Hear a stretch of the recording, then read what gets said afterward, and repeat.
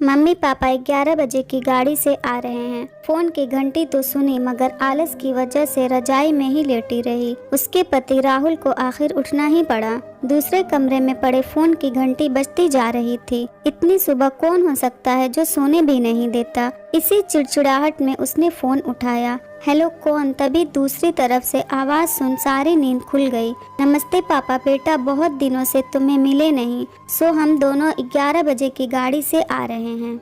दोपहर का खाना साथ में खाकर हम 4 बजे की गाड़ी से वापस लौट जाएंगे। ठीक है हाँ पापा, मैं स्टेशन पर आपको लेने आ जाऊंगा। फोन रखकर वापस कमरे में आकर उसने रचना को बताया कि मम्मी पापा 11 बजे की गाड़ी से आ रहे हैं और दोपहर का खाना हमारे साथ ही खाएंगे। रजाई में घुसी रचना का पारा एकदम 7वें आसमान पर चढ़ गया। कोई इतवार को भी सोने नहीं देता, अब सबके लिए खाना बनाओ, पूरी नौकरानी बना दिया है। गुस्से से उठी और बाथरूम में घुस गई। राहुल हक्का बक्का हो उसे देखता ही रह गया। जब वो बाहर आई तो राहुल ने पूछा क्या बनाओगी? गुस्से से भरी रचना ने तुनक के जवाब दिया, अपने को तल के खिला दूंगी। राहुल चुप रहा और मुस्कुराता हुआ तैयार होने में लग गया। स्टेशन जो जाना था। थोड़ी देर बाद गुस्सैल रचना को बोलकर वो मम्मी पापा को लेने स्टेशन जा रहा है। वो घर से निकल गया। रचना गुस्से में बड़बड़ाते हुए खाना बना रही थी। दाल सब्जी में नमक मसाले ठीक है या नहीं की परवाह किए बिना बस करछी चलाए जा रही थी। कच्चा पक्का खाना बना बेमन से पराठे तलने लगी, तो कोई कच्चा तो कोई जला हुआ। आखिर उसने सब कुछ खत्म किया, नहाने चली गई। नहा के निकली और तैयार हो सोफे पर बैठ मैगजीन के पन्ने पलटने लगी। उसके मन में तो बस यह चल रहा था कि सारा संडे खराब कर दिया, बस अब तो आए खाएं और वापस जाएं। थोड़ी देर में घर की घंटी बजी तो बड़े बेमन से उठी और दरवाजा खोला। दरवाजा खोलते ही उसकी आंखें हैरानी से फटी की फटी रह गई। मुंह से एक शब्द भी नहीं निकल सका। सामने राहुल के नहीं उसके अपने मम्मी पापा खड़े थे,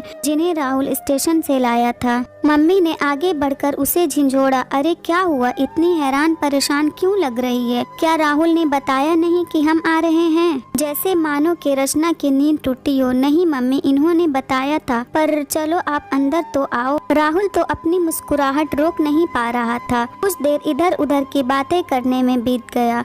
थोड़ी देर बाद पापा ने कहा, रचना गप्पे ही मारती रहोगी या कुछ खिलाओगी भी? यह सुन रचना को तो मानो सांप सूंघ गया हो। क्या करती बेचारी, अपने हाथों से ही बनाए अधपके और जले खाने को परोसना पड़ा। मम्मी पापा खाना तो खा रहे थे मगर उनकी आंखों में एक प्रश्न था जिसका वो जवाब ढूंढ रहे थे। आखिर इतना स्वादिष्ट खाना बनाने वाली उनकी बेटी आज उन्हें कैसा खाना खिला रही है? रचना बस मुंह नीचे किए बैठी खाना खा रही थी। मम्मी पापा से आंख मिलाने की उसकी हिम्मत नहीं हो पा रही थी। खाना खत्म कर सब ड्राइंग रूम में आ बैठे। राहुल कुछ काम है, अभी आता हूँ कहकर थोड़ी देर के लिए बाहर निकल गया। राहुल के जाते ही मम्मी जो बहुत देर से चुप बैठी थी बोल पड़ी, क्या राहुल ने बताया नहीं था कि हम आ रहे हैं? तो अचानक रचना के मुंह से निकल गया, उसने सिर्फ ये कहा था कि मम्मी पापा लंच पर आ रहे हैं। मैं समझी उसके मम्मी पापा आ रहे हैं। फिर क्या था? रचना की मम्मी को समझते देर नहीं लगी कि ये मामला है। बहुत दुखी मन से उन्होंने रचना को समझाया, बेटी हम हो या उसके मम्मी पापा, तुम्हें तो बराबर का सम्मान करना चाहिए। मम्मी पापा क्या कोई भी घर आए तो खुशी खुशी अपनी हैसियत के मुताबिक उसकी सेवा करो।